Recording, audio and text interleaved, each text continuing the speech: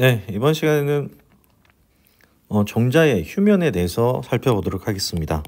이 종자 휴면, 이 종자 휴면은 세 가지로 나눌 수가 있겠죠.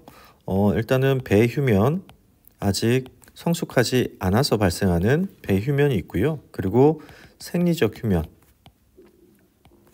있겠죠. 생리적 휴면은 이 휴면을 타파하기 위한 물질인 지베렐린의 부족 현상도 있을 수 있고요. 아니면 조금 더 휴면을 시키려고 하는 ABA, 그죠? ABA 물질의 과다라고 얘기할 수가 있겠죠. 이 두 가지의 특성이 많이 반영된 게 생리적 휴면이다라고 볼 수가 있고요. 그리고 배휴면, 생리적 휴면, 또 한 가지 휴면이 있죠. 그 휴면은 종피 휴면이라고 얘기할 수가 있습니다. 종피가 너무 두꺼우면 또 휴면 상태가 지속이 되겠죠. 그래서 이 세 가지를 얘기할 수가 있는데요.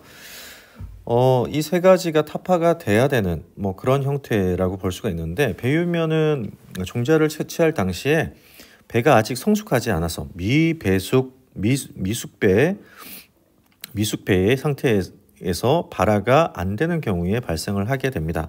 대표적인 나무가 있죠. 이 배휴면의 밑에 적을게요. 배휴면의 대표적인 나무가 바로 물들은이라고 외우시면 되는데요. 물풀의 나무, 덜꺽나무,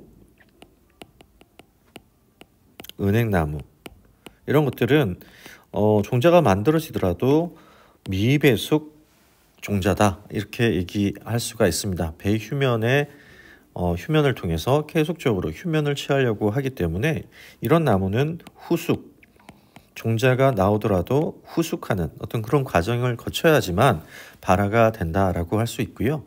종피 휴면 같은 경우는 종피가 너무 딱딱해서 이 가스 교환이 이루어지지 않는 거죠. 우리가 종자가 발화를 하려면 이 종피 안쪽으로 물과 산소가 공급이 돼야 되죠. 그죠? 물과 산소가 공급이 돼야지만 종피 휴면을 타파하게 되는데요. 이렇게 가스 교환이나 수분 흡수가 억제되는 경우에는 종피가 휴면을 타파하기가 어렵다. 이런 것들이 콩가식물에 많죠.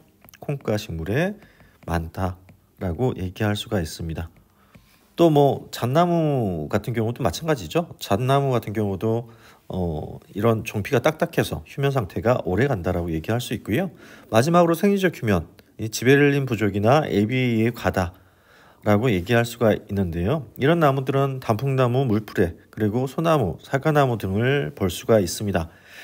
이런 경우에는 우리가 이제 그 지베렐린이 부족했을 때는 지베렐린을 조금 더 첨가해 주는 방법이 있을 수 있고요. 여러 가지 방법이 있을 수 있겠죠. 그래서 크게 우리가 종자 휴면에는 배휴면, 종피 휴면, 생리적 휴면, 이 세 가지가 있다라고 생각을 하시면 되고요.